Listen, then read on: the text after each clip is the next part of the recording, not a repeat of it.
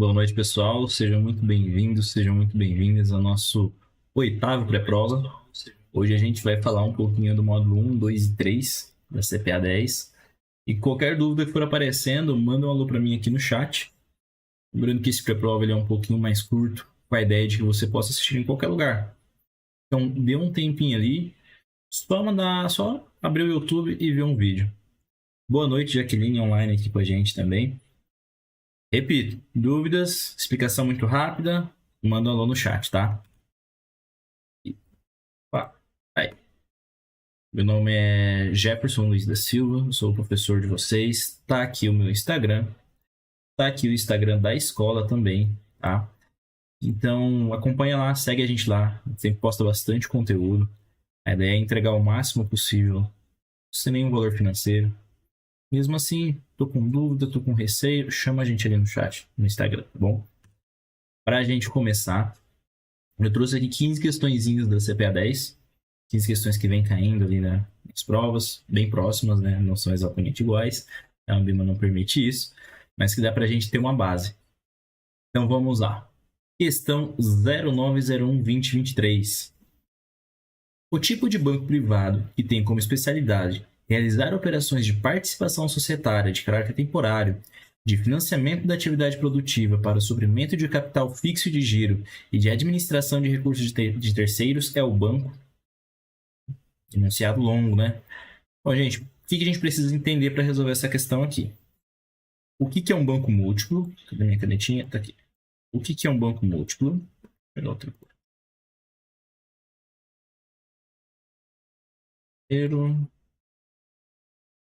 E ao vivo, né? Já saiu a resposta, mas vamos entender a explicação. Banco múltiplo é todo banco que possui obrigatoriamente uma carteira ou comercial ou uma carteira de investimentos. Beleza. Pode ter uma carteira de arrendamento mercantil, pode ter uma carteira de crédito imobiliário, mas para ser banco múltiplo, ele precisa ter ou de comercial ou de investimento. Beleza. Aqui ele está falando, a gente já viu a resposta, mas vamos entender um a um. Aqui ele está falando de participação societária, caráter temporário, atividade produtiva, capital de giro, administração de recursos de terceiro. Que banco pode fazer isso? Não é o múltiplo. Pode ser o múltiplo, mas não se encaixa aqui, porque ele não está especificando que aqui tem uma carteira de investimentos ou não. O banco comercial é o banco mais comum, é aquele banco que a gente vai lá no caixa eletrônico e deposita. O banco comercial, a principal característica dele é que ele pode captar depósito à vista. Então, ele tem o guichê de caixa ali ou ele tem o caixa eletrônico. Ele não faz administração de recursos de terceiros. Ele faz financiamento de atividade produtiva em curto e médio prazo. Também não é o comercial.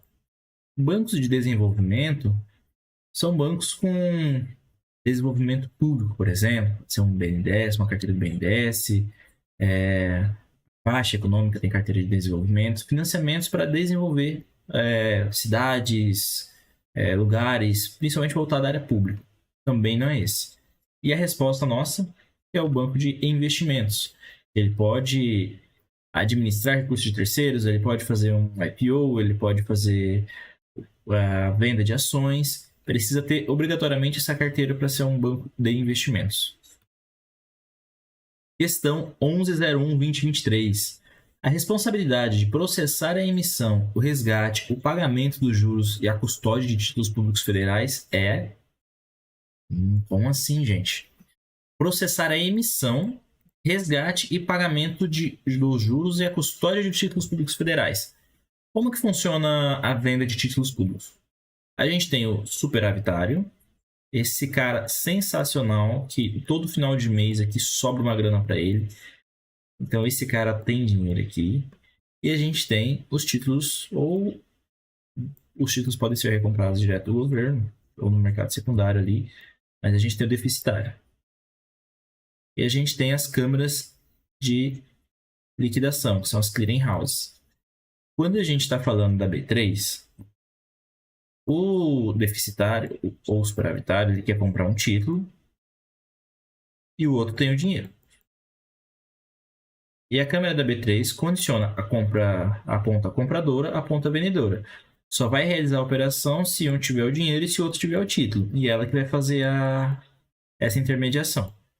Quando a gente fala de títulos públicos, existe uma câmara também, que é o Selic, Sistema Especial de Liquidação e Custódia. Faz essa mesma operação aqui, só que no lugar do outro carinha aqui que possui o título, a gente tem, caneta, a gente tem o governo federal, Tesouro Nacional. E é quem vai fazer a emissão dos títulos aqui. E aqui, em vez de chamar de ser a câmera da B3, é o Selic. Qualquer dúvida, manda aí, tá? Então, para a nossa resposta certa, Sistema Especial de Liquidação e Custódia. Jefferson, mas Selic não é a taxa Selic? É a taxa Selic também, tá? A nossa taxa básica de juros, mas também é o Sistema Especial de Liquidação e Custódia. Vamos ver as outras alternativas. Das sociedades distribuidoras de títulos e valores imobiliários? Não. Bolsa de valores? Também não. Você vê que nessas outras alternativas aqui, não tem nenhuma falando nada sobre título público, está falando sobre títulos privados. Então, não tem nada a ver com títulos públicos federais. Questão 20.02.2023. Conforme as regras da CVM para análise de perfil do investidor, o API, é permitido que um cliente realize a primeira operação cuja recomendação lhe seja vedada em função da ausência do preenchimento do API, desde que obtenha. A gente sabe que toda vez que a gente vai fazer uma aplicação, a gente tem que ter o API preenchido. A CVM ela fiscaliza as instituições perante isso. Mas e se a pessoa ela quer fazer o API dela está falando que ela é uma pessoa extremamente conservadora. Ela é uma pessoa conservadora, mas ela quer aplicar em produtos arrojados. E aí, como é que a gente faz? Ela pode fazer, mas vai precisar de uma autorização para isso. E qual que é essa autorização? É uma declaração expressa do cliente de que ele está ciente da ausência do perfil ou do desenquadramento. Então, no primeiro momento, primeira aplicação, ele assina um termo que ele sabe que ele não está com o API preenchido. No segundo momento, que ele quer aplicar, ele tem que assinar um termo de desenquadramento também. Questão 19.02.2023. Um gerente de uma instituição financeira está dispensado do dever de verificar a adequação de produtos e serviços e operações ao perfil quando o cliente está dispensado. Vamos ver, vamos de baixo para cima. For graduado em Direito, Economia ou Administração, não faz nem sentido. For diretor de instituição financeira? Não. Aqui a gente está. A API é o perfil pessoal, não tem nada a ver com a profissão da pessoa. Vamos pular B. Por uma pessoa natural com investimento financeiro superior a 10 milhões e quer atestar por escrito sua condição de investidor profissional? Aqui está certo que o investidor profissional ele tem que ter ali o valor de 10 milhões ou mais e tem que estar atestado por escrito essa condição de investidor profissional. Mas aqui está falando que está dispensado o dever de verificação de produtos? Não, todo mundo tem que ter essa verificação. Você que está errado também. Tiver sua carteira de valores imobiliários administrada por um administrador autorizado CVM. Perfeito. Um administrador autorizado CVM, que é ele que está administrando, ele vai entender o perfil da pessoa, ele tem autonomia para fazer isso. Beleza? Lembrando, gente, que se não tiver claro, manda um aí no chat. Questão 13.02.2023. Um cliente procurou determinada instituição financeira para obter um empréstimo pessoal. O funcionário dessa instituição informou ao cliente que, primeira alternativa, poderá reduzir a taxa de juros no empréstimo pessoal se ele contratar um seguro de proteção ao crédito que lhe será oferecido por um valor abaixo do habitual. E a segunda opção, poderá lhe conceder um empréstimo desde que ele contrate um seguro de proteção ao crédito. Nesse caso, 1 e 2 representam respectivamente as práticas. Aqui, vamos eliminar essa terceira aqui, que essa aqui está bem errada. Nada a ver. Aqui ele está dando duas opções para nós. A opção promocional e a opção de venda casada entre as alternativas. Vamos entender o que é cada uma. Venda casada é uma prática vedada. Está ali no nosso direito do Código de Defesa do Consumidor. Em todos os mercados, todos os tipos de comércio. Venda casada é quando um produto é condicionado à venda de outro. Então, eu só posso comprar essa calculadora aqui se eu comprar essa caneta. Não consigo levar os dois separadamente. Pois isso aqui é uma venda casada. E uma venda promocional? Uma venda promocional é assim, ó, Jefferson, você pode levar essa calculadora aqui e se você fizer um seguro com ela, se você levar a caneta, você leva a caneta com desconto. Mas você pode levar só a calculadora ou só a caneta. Nada impede você levar um outro, mas se você levar os dois, você tem desconto em um. Isso é uma venda promocional. Isso é permitido por lei. Já a venda casada é crime. Agora, com base nas alternativas que a gente tem aqui, a gente sabe que a primeira, vamos repetir ela, poderá reduzir a taxa de juros no empréstimo pessoal se ele contratar um seguro de proteção ao crédito, ele será oferecido por um valor abaixo do contratual. Isso é uma venda promocional. Então, essa daqui está certa para nós e essa aqui está certa para nós. Já elimina a alternativa A. Vamos ler a segunda agora. Poderá lhe conceder um empréstimo desde que ele contrate um seguro de proteção ao crédito, condicionando um produto a outro. Quer dizer que se ele não fizer o seguro, ele não vai ter empréstimo? Isso é uma característica de venda casada. Isso também cai muito na prova, tá, gente? Então, tenha muito claro na sua mente. Anote no papel a diferença. Vamos dizer, a gente aprende muito mais quando a gente escreve do que só a gente olhando na tela do celular, na tela do computador, ou simplesmente digitando, tá? Questão 1102-2023. No caso de instituições financeiras, quanto ao descumprimento das obrigações das medidas de prevenção à lavagem de dinheiro, os agentes sujeitos a penalidades administrativas são o diretor responsável pela implementação e pelo cumprimento dessas medidas. Vamos nas alternativas. Quem são os agentes sujeitos às penalidades? A instituição financeira apenas? E os demais administradores da instituição financeira? A instituição financeira e os demais administradores da instituição financeira? Ou é o funcionário da instituição financeira responsável pelas contas? Pela conta apenas. Quando a gente está falando de crime de lavagem de dinheiro, os agentes sujeitos a penalidades administrativas, além do diretor responsável pela implementação, é a instituição financeira, os demais administradores da instituição financeira também. Não é a pessoa responsável pela conta, pega uma parte da culpa, mas nessa questão não é ela, e nem os demais administradores da instituição financeira apenas. Cuidado com essa palavra aqui, tá? É isso aqui que acaba tornando a questão errada muitas vezes. O apenas, somente, exceto. Muito cuidado com isso na hora da prova, que a Bima costuma fazer bastante pegadinha com isso. Questão 0802-2023. De acordo com as normas do Bacen e da CVM, considera-se um indício de crime de lavagem de dinheiro a realização de transações. Vamos lá, indício de lavagem de dinheiro. Transações que tenham como uma das partes empresas de consultoria ou administradora de bens de valores superiores a 10 milhões, nas quais não é possível identificar o beneficiário final ou entre empresas do mesmo grupo empresarial.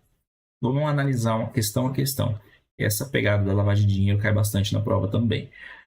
Quando a gente fala que tem como uma das partes consultoria ou administradora de bens, são empresas que muitas vezes acontecem crimes de lavagem de dinheiro, porém, não necessariamente o fato de ser uma empresa de consultoria ou administradora de bens já caracteriza um crime de lavagem de dinheiro ou uma suspeita por lavagem de dinheiro. Se a empresa está emitindo nota, está fazendo controle, tem rastreabilidade do dinheiro, está transacionando sempre ali em conta corrente, não é um indício. Então, a gente já elimina essa daqui. De valores superiores a 10 milhões? Não. Se os valores estão sendo transacionados, tem rastreabilidade, tem nota, tem como chegar na origem desse dinheiro, também não é um indício de lavagem de dinheiro. Vamos lá, C. Entre empresas do mesmo grupo empresarial, menos ainda, tá? Empresas do mesmo grupo podem transferir valores umas para as outras. Agora, essa questão aqui, nas quais não é possível identificar o beneficiário final. Isso eu considero um indício de crime de lavagem de dinheiro. Porque aqui, para vocês entenderem como que funciona esse ciclo, alguma pessoa deposita no banco A, que manda para o banco B, que manda para o banco C, depois para o D, e vai mandando. Então, quando o COAF vai agir, fica muito difícil essa rastreabilidade.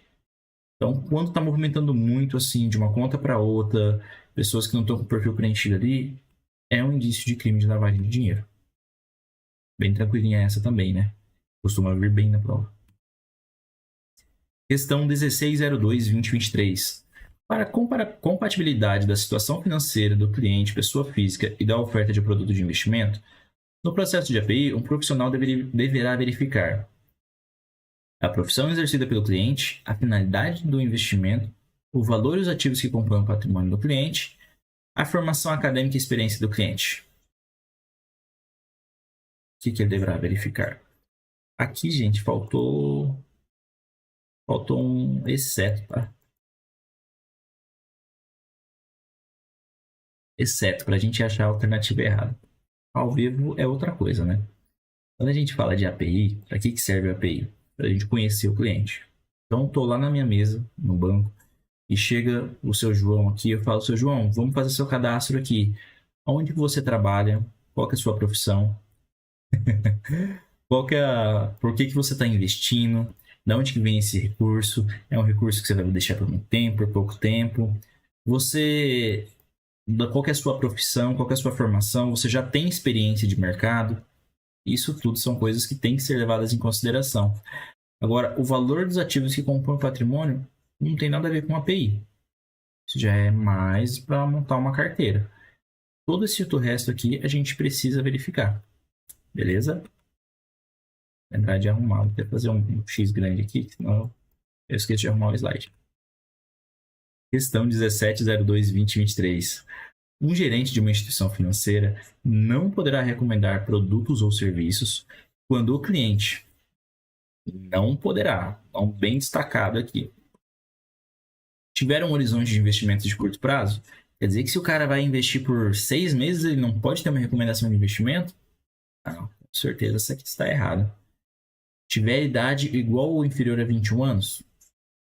Gente, hoje, a partir do momento que você tem um CPF, você pode abrir uma conta no banco, você pode realizar investimentos, tá? Então, menores de idade, com o acompanhamento dos pais, com os pais sendo responsáveis pela conta, maiores de 16 ali já podem movimentar a conta tranquilamente. Pula AB. Apresentar perfil classificado como conservador? Então quer dizer que se o cara é conservador também ele não pode fazer aplicações ali? Não, ele não pode ter recomendação? Também. Apresentar perfil com informações desatualizadas. O API desatualizado. A CVM nos coloca uma regra que o API deve ser atualizado em no mínimo 24 meses. Passou de 24 meses, você não pode estar fazendo nenhum tipo de recomendação ou aplicação. Beleza? Questão 1403/2023. Estamos no módulo 3 já. Por isso que eu estou indo meio rápido.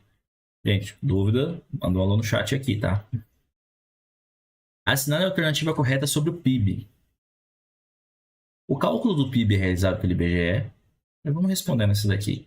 O cálculo do PIB é realizado pelo IBGE. Ele é o órgão responsável tanto para calcular o IBGE, quanto para calcular o PIB, quanto para calcular a nossa inflação. O IPCA. Considera-se apenas produção empresariais de empresas nacionais? Não. Nós temos empresas nacionais, mas que estão fora lá. Estão para fora também. E eu apenas. Tem filiais fora. O volume de importação é subtraído do cálculo do PIB? Perfeito. A gente tem as exportações menos as importações.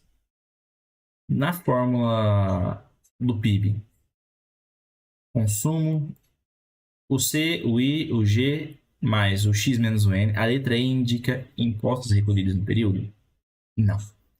Aqui a gente tem o consumo, investimento, gastos do governo, exportações menos importações. Na hora da prova ele pode vir como NX também, tá?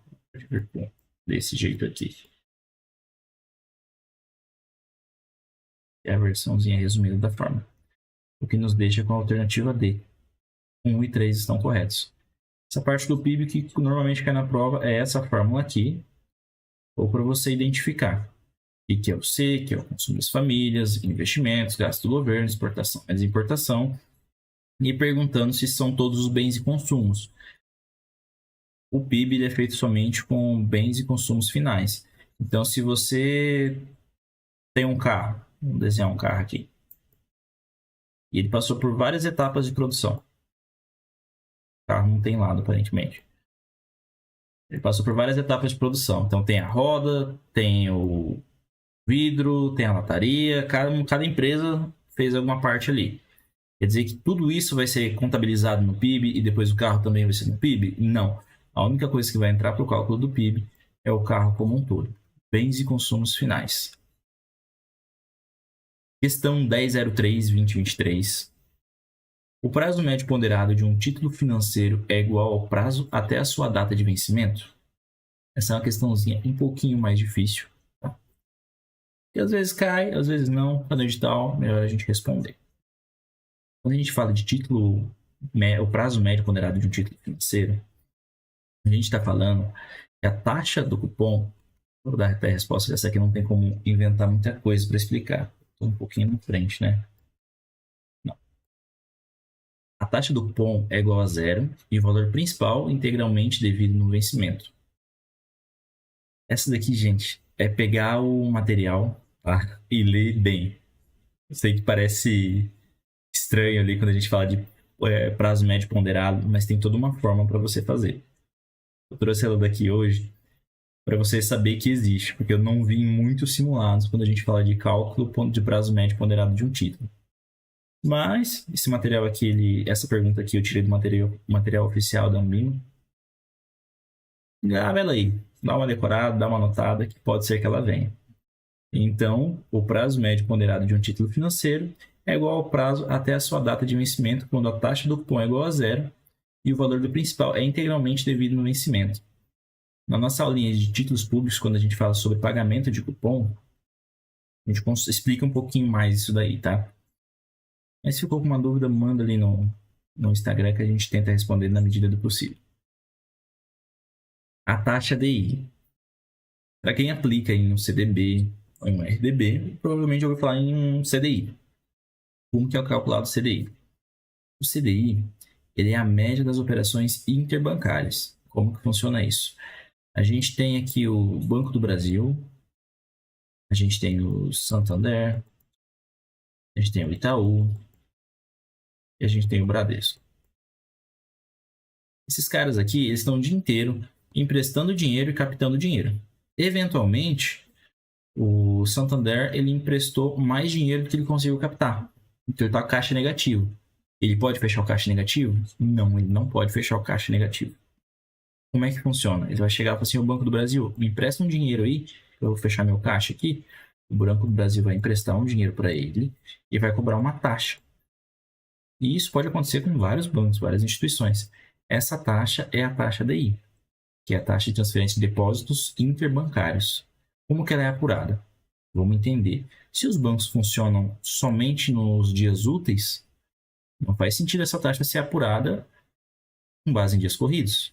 Concorda comigo? E se isso, ele precisa fechar o caixa diariamente, não faz sentido também ela ser calculada mensalmente. Já deu nossa alternativa certa. Ficou até fora essa daqui. Mas nossa alternativa certa é essa daqui, ó. Ela é apurada diariamente e aplicada com base em dias úteis. Gente, bem rapidinho essa. É um pouquinho mais rápido que o normal. A ideia é fazer em no máximo meia hora essas lives. Para que você tenha aquele conteúdo ali. Eu trouxe essa mensagem aqui para você não desanimar. Eu sei que é difícil, eu sei que é chato estudar. Mas só depende de você para mudar o seu futuro. Então é isso daí. Ou você faz, ou você vê acontecendo. Você vê outras pessoas fazendo. Você pode ter certeza que a sua vaga está te esperando. E a gente está aqui para te ajudar. Sigam a gente nas nossas redes sociais, tá? Se inscreva no canal também. Pode deixar comentário, pode deixar sugestão. Quiser trazer algum tema, coloque aí nos comentários que a gente tenta trazer. Um grande abraço e até a próxima live.